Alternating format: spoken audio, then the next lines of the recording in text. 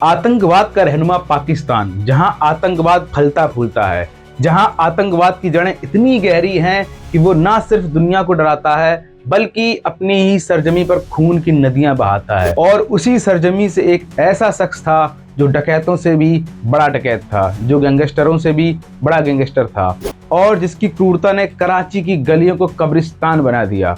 वो था रहमान डकैत, पाकिस्तान का वो खूंखार अपराधी जिसने अपनी माँ तक को नहीं बख्शा, दुश्मनों के सिर काटकर फुटबॉल खेला करता था और राजनीति की आड़ में आतंक का साम्राज्य खड़ा कर दिया। लेकिन ये सिर्फ एक गैंगस्टर की कहानी नहीं है, ये पाकिस्तान के उस सड़ी गली अर्थव्यवस्था का आईना है जहां अपराधी राजनेताओं के साथ कंधे से कंधा मिलाकर चलते हैं।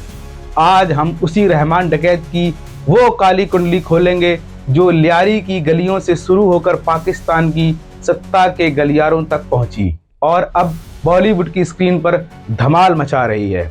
जी हाँ, क्योंकि ये कहानी सिर्फ एक आदमी की नहीं बल्कि एक मुल्क की नाकामी की दास्तान है, जहां गरीबी, भ्रष्टाचार और आतंक एक दूसरे के साथी बन जाते हैं। तो गंदगी के किनारे बसा लियारी पाकिस्तान कराची के सबसे घनी आबादी वाले इलाकों में से एक है। 1700 के दशक में सिंधी मछुआरों और बलूच खानाबदोशों की बस्ती यह असल में एक कराची से भी पुराना शहर है। गरीबी और विकास की कमी ने इसे अपराध का अड्डा बना दिया और यहीं 1975 में जन्म हुआ सरदार अब्दुल रहमान बलोच का, जिसे दुनिया रहमान डकैत के नाम से भी जानती है।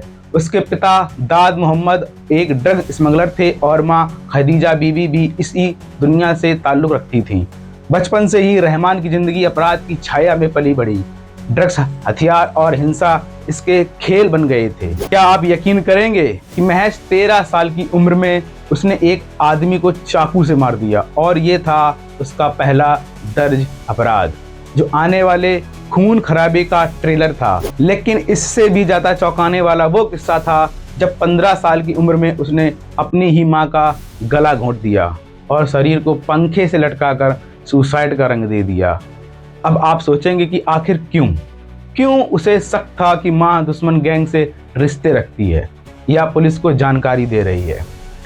फिल्म धुरंधर में अक्षय खन्ना का वो सीन याद है जहां वो कहते हैं, रहमान डकैत की दी हुई मौत बड़ी कसाई नुमा होती है। और असल जिंदगी में ये डायलॉग से कहीं ज्यादा खौफनाक था।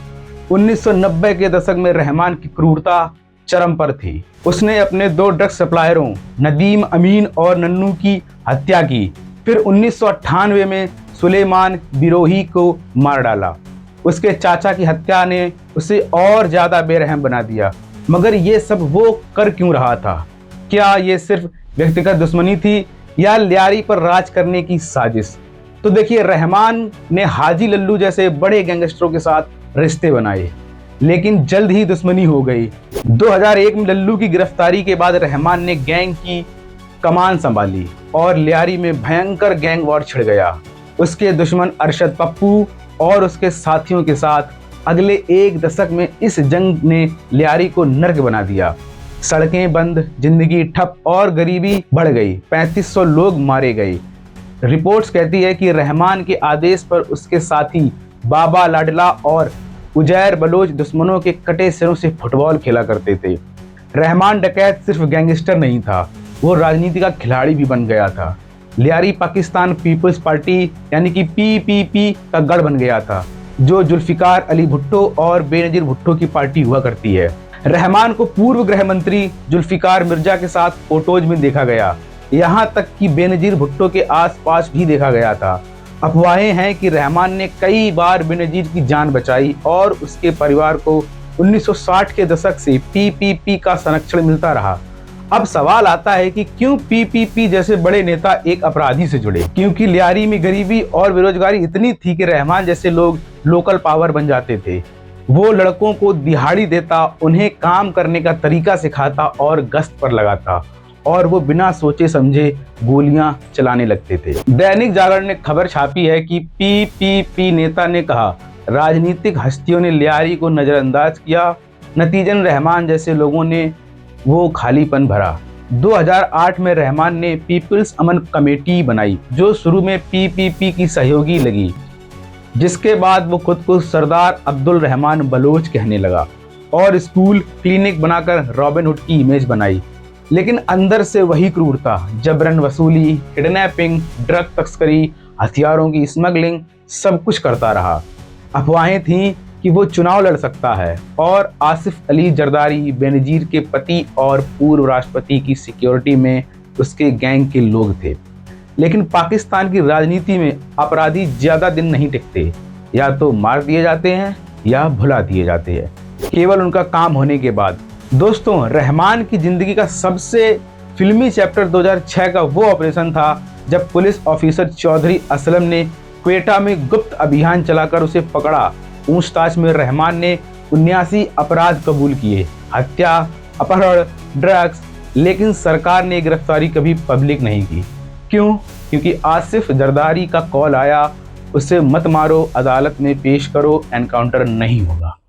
रहमान को गुप्त जगह पर रखा गया, लेकिन 20 अगस्त 2006 को हथियारबंद लोग उसे छुड़ा ले गए। रहमान ने दावा किया कि पैसा देकर भागा। उसके बाद कराची में फिर हिंसा भड़की।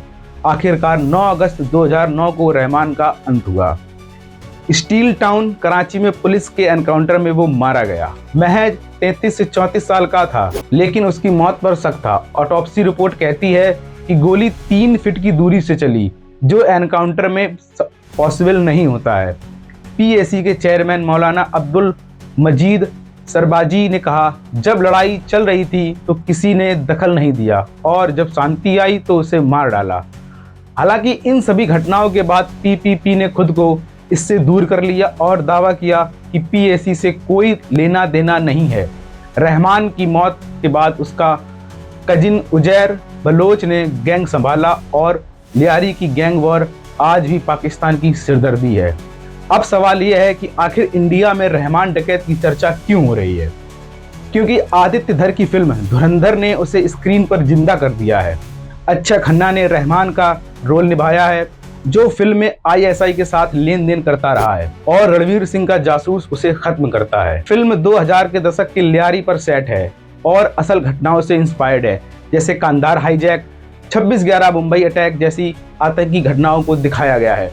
अक्षय की परफॉर्मेंस इतनी दमदार है कि लोग कहते हैं रहमान डकैत की असली क्रूरता स्क्रीन से भी ज्यादा थी। फिल्म ने पाकिस्तान के अपराध आतंक गठजोड़ को उजागर किया और भारत में ये सुर्खियां बनी क्योंकि ये हमारी सुरक्षा की कहानी भी छूती है। मगर एक और सवाल आता है कि क्या रहमान जैसे लोग पाकिस्तान के आतंक का हिस्सा थे, जिस पर रिपोर्ट्स कहती हैं कि उसके गैंग ने आईएसआई के साथ लिंक रखे और बलूचिस्तान में हथियार सप्लाई की।